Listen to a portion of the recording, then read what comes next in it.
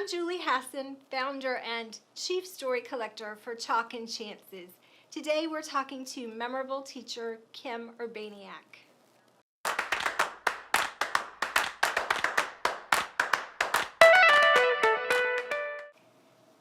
Hi everybody, I'm here with inspirational teacher Kim Urbaniak.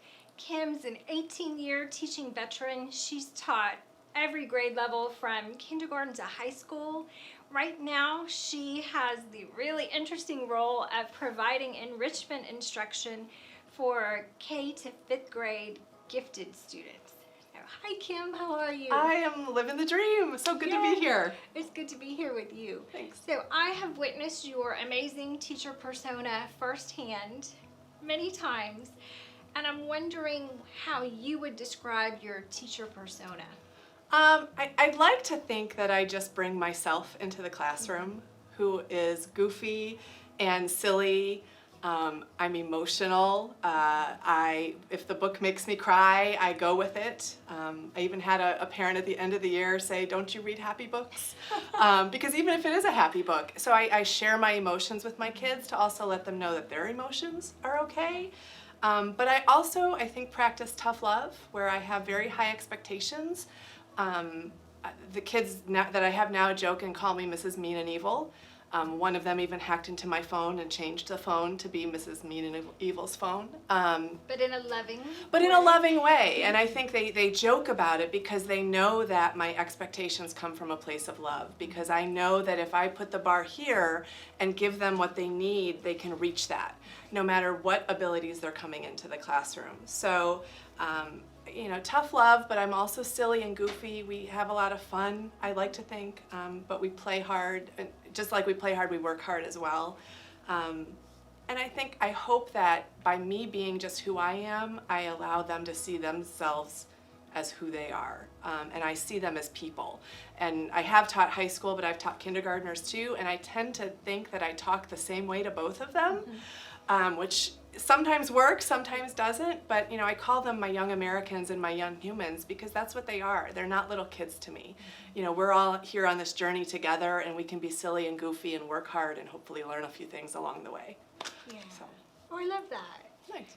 So what is the lasting impact you hope to have on your students' lives? I want to think of them in terms of past, present, and future.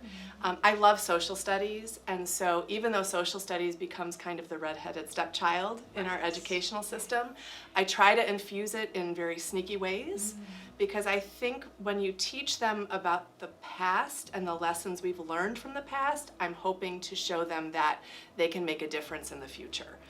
So it's those past lessons of people and events from the past that I try to infuse in there.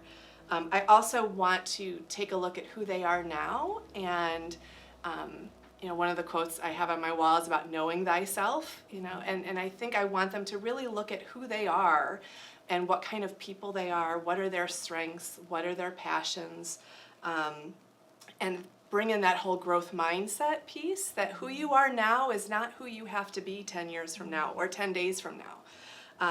And then, take that into their future. What are you going to do to make this world a little bit better than when you came into it? So I'm hoping that impact, they learn a little bit about the past, but they go off and use that to be fabulous human beings in their future too. So like lasting lessons that they can apply in different areas and just keep pulling back and using. Absolutely, absolutely. And I believe that teachers like you who consistently make an impact do that by design, not by default. And I think that happens intentionally.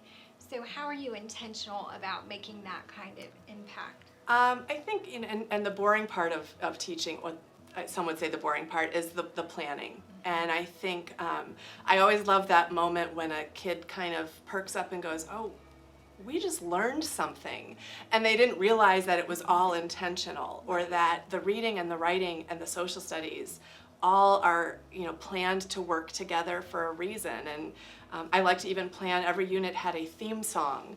Yeah. So everything kind of ties together. So it's that planning piece. We also do a lot of character education in sneaky ways. We're reading Maniac McGee for a reason. There's lessons about diversity and acceptance in there. And even in an article, I get accused of having a hidden agenda a lot, but there is a hidden agenda. You know, we're not just learning reading comprehension, we're learning about becoming better human beings in here too. So it's very intentional hidden agenda planning, if you will. Yes. And great teachers like you make it look so easy. Sometimes I think that's unfortunate because they don't see all that mental work that goes into great teaching. And it's going above and beyond sometimes the resources that you're given, which sometimes for teachers can be expensive and time consuming, but so worth it to find something else that's really going to reach that group of kids that you have that year that might not work next year. But it is in the plan. Yeah. Were there teachers you had growing up who influenced the kind of teacher you are today? I could talk about this for hours because there's a handful of teachers that I remember, from Mr. Bonds making things fun to, I had a couple teachers, Mr. Williams, Mr. Shomas, who gave me a chance. And people don't believe this, I was an extremely shy child. To the point where my teachers used to call me the shy one. I have cards from my teachers, dear shy one. And Mr. Shomas and Mr. Williams just kind of gave me chances, whether it's as a yearbook editor or putting me on stage, that made me come out of that shell and really find my voice. Dr. Langless was another teacher where I learned tough love, where he wasn't going to accept anything other than your best, but you knew it came from a place of love. I have my aunt, who is the reason I became a teacher in the first place, but I think above and beyond, my greatest teachers have been my students. Woo! Because I learn more from them every day, more than I could even start to teach them. So. You just breathe in that youth, right? It is, and they do. They keep you young. You know, I wouldn't know who Drake was if it wasn't for them, and so, you know, just things like that. Teaching does keep you young, and it keeps you learning as well. It does. So. And I loved that you talk about chances, because when I named this project, I thought about what are the tools that the teachers who changed my life used, and they used chalk and chances. Oh. So it's beautiful that you said that and didn't even know. So thank Serendipity. You. Yes. Thank you, Ms. Urbaniak, for being an inspirational teacher and for sharing what you know and what you do with everybody out here. Oh, thank you.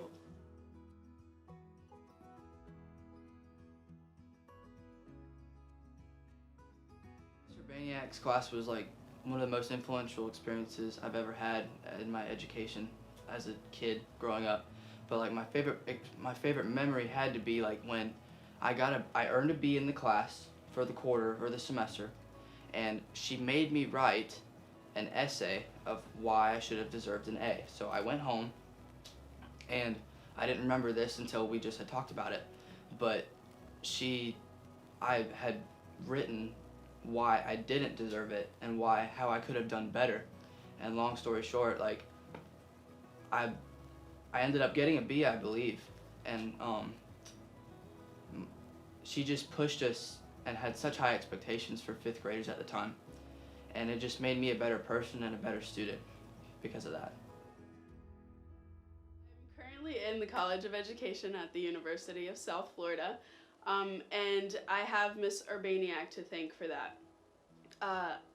My goal as a teacher, when I do become a teacher, is to be my students' Miss Urbaniak, because I remember when I was in 5th grade, I hated reading, and I think I hated reading because I was so bad at it, but Miss U didn't care. She taught us how to love reading and focus on